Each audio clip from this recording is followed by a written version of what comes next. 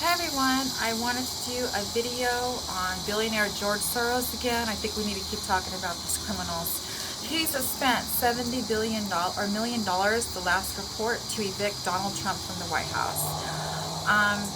And he vilifies Trump as nothing more than an imposter and a con man that would be a dictator. So actually what Soros just described is what would become of our country and how it would be controlled. If Biden was to get in power. And, you know, he says,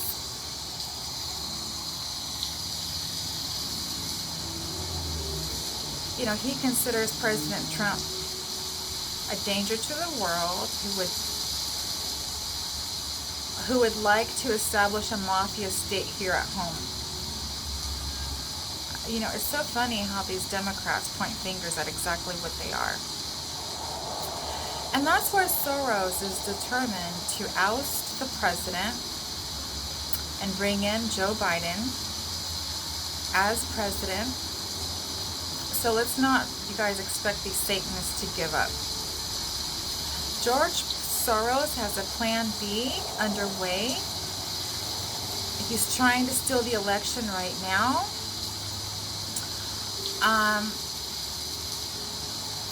He wants to remake America. He has a fantasy of how it should be, and he's doing everything in his power to make it happen for him and his communist little friends.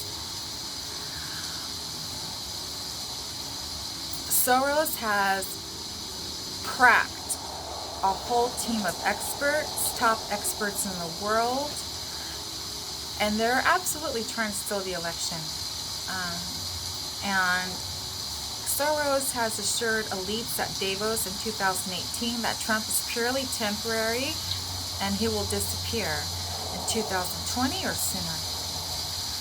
And Soros has established a record of driving leaders from power. Now, this is what these people do. Same thing with Scientology. They'll infiltrate a city. They'll start infiltrating the city council. The Scientologists start getting jobs there. They'll start getting jobs at this police department. Before you know it, they're implementing the policies of Scientology so their communistic agenda can be fluid and continue. And Soros has done the same thing with the district attorneys, people in Congress, people in office, the left radicals. So Soros' Open Society Foundation has facilitated coups and rebellions in many countries.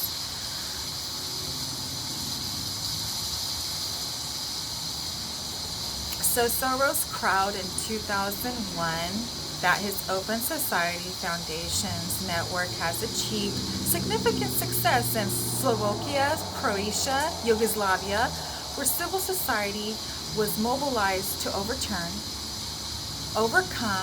rather than an oppressive regime. Soros tried to catch himself, but overturn is correct. That's obvious from now. Soros financed forces that were deployed in Yugoslavia and later Georgia to sweep rulers off the stage. That's all they do, guys, is infiltrate and take over. Same thing with Scientology.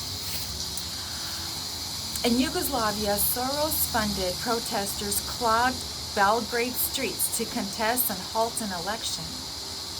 Rather than wait for the outcome of a runoff vote, the Soros bankrolled Otpor, a militant 70,000 strong youth organization, staged a coup, right, Horowitz and Poe, and they did so. So, Soros is getting these militant people, children, organized, staged and couped to infiltrate and attack, and I'm sick of it.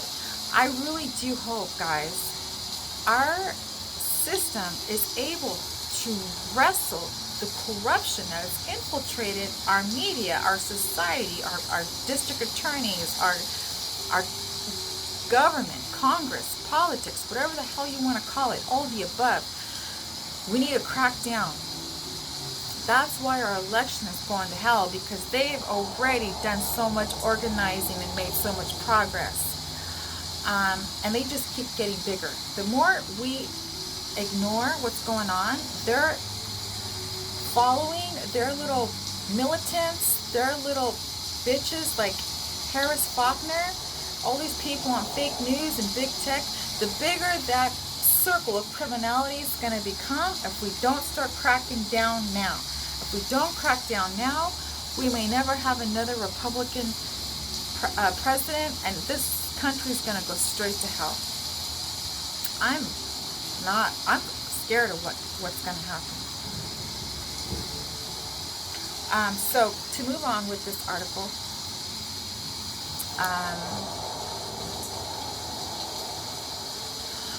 okay, so these militants, these young youth organized staged coup by Soros, 700,000.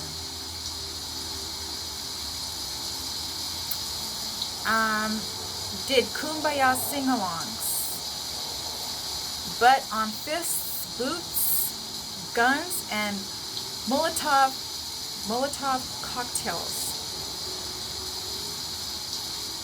They set fire to the federal parliament building and headquarters of the state television network RTS. Oh, guys, we got to get rid of the Soros and all these people that we just got to start hunting these communist, domestic making, paying terrorists.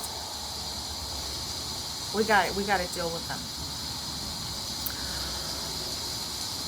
James Sentinel reports that Opter-led units armed with AK-47s, mortars, and shoulder-launched anti-tank weapons that set up roadblocks around Belgrade.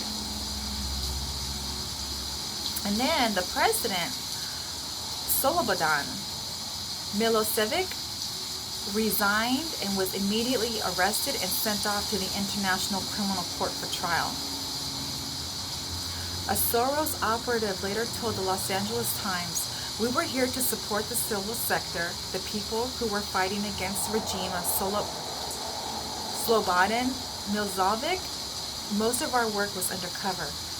See, oh my God, this is gang stalking. They attack people. They're undercover. That's what Scientology does. Oh my God.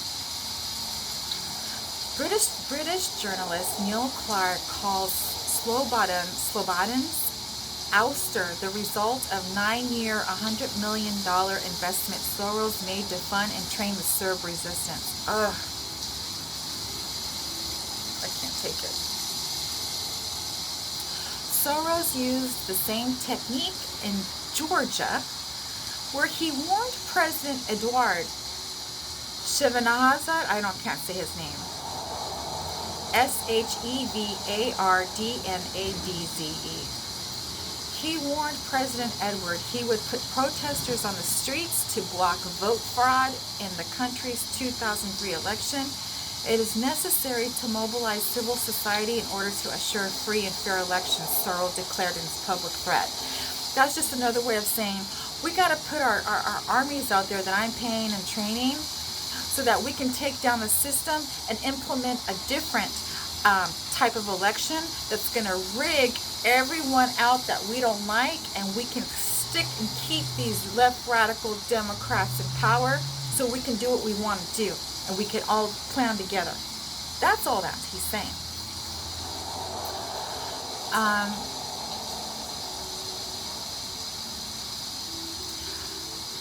So Soros is declared in his public threat. That's what Soros declared in his public threat. This is what we did in Slovakia at the time of Mesiar, in Croatia, and at the time of Tudman, and in Yugoslavia at the time of Milosevic. So Soros sent attackers, let's call them attackers, they're not activists, attackers to Yugoslavia to train some 1,000 student activists in Georgia. And a Soros-funded television station began regular broadcasting of the documentary Bringing Down a Dictator, showcasing Milosevic's defeat. Guys, we gotta get, if Soros is in jail, guys, we gotta crack down on him. We gotta end this. It's bad. On election day, Shavar Nenaz declared victory, but the Soros-funded television station aired exit polls results to the contrary. So they're going to send out a lot of BS information, fake news, like they just did for the for polls, saying that, you know, it's contrary. The exit polls Horowitz and Poe reported were funded by Soros, with protesters in the streets and buses bringing more people into the capital city of Tbilisi. But the president was so overwhelmed by what was going on. Eduard decided against civil war and stepped down. So they are shaken down. They shook down this president, had him step down, and just took over. I can't stand George Soros. I can't stand Scientology. I can't stand Barack Obama. Pedophile Biden. They're all pedophiles. Hillary. Oh, we got to crack down on this. So it's pretty much generally accepted public opinion that Mr. Soros is the person who planned the overthrow of Shavar Nenaz's overthrow. Eduard, the editor of Georgia newspaper, told Canada's Globe Mail newspaper. Soros took credit. I'm delighted by what happened in Georgia, and I take great pride in having contributed to it, Soros told the LA Times. Now, having mass protests, even mob violence, to force regime change overseas, Soros is now focused on the United States. He says, I believe in the values of an open society, the ultra-rich leftist said in 2003. So the past 15 years, Soros has been doing this abroad, and now he's focusing in the United States, which is what's going on with our rigged election and Antifa attacks. And Soros had targeted George W. Bush for ouster. Now it's President Trump, and it's 2020. An internal Open Society Foundation strategy document reveals how this year is OSF, a document breathtaking revelation of the Soros Foundation aggressive pursuits of remade America, states that plans were then underway to secure fundamental reform by the year 2020 in conjunction with a semi election. The risk is very real, Richard Poe says. They think this is their movement. George Soros and his colleagues, who have broken many countries around the world, are now instituting a revolution here in the United States, and they believe that it can work this time. This is their big moment to overthrow our lawful government, to destroy our culture, to destroy our customs, to destroy our constitution, to destroy our people, to destroy everything that is important in our lives. Poe wrote. I've been saying this. So what to do? Cast your vote, which everybody did. Now we're fighting voter fraud. Pay diligently for God's mercy. Pray. Yeah, pray, guys. And stand with elected leaders and police if and when they face Soros-inspired efforts to mobilize civil society to oust a duly elected President Trump. So guys, we got to stand together. It's what I've been saying. We got to help fight this voter fraud, help fight all these attacks on America, because it's all Soros, it's all Biden, CCP. They just want to take over. All right, guys, I'm running out of time. I wear my hair different. The lighting's not that great, but I'm going to try to do a few more videos. I'm going to catch up for the past 2 weeks. And I want to focus on the criminality and the corruption, because we need to keep talking about it. No matter what these broadcasters like Harris Faulkner says on Fox News. She can go take a hike. she's been bought, she's controlled, she can't think for herself, she can't speak for herself. She has to stand up for a goddamn tyrant destroying our world, killing people. That's a goddamn shame. I might even just do a one-on-one video for her. When I say what I just said, it actually is very upsetting to me. Alright guys, I'll see you in the next video. Be good to each other, support each other. Okay? Alright guys? Sorry, I haven't eaten all day. I'm a little... Alright guys, see you in the next video.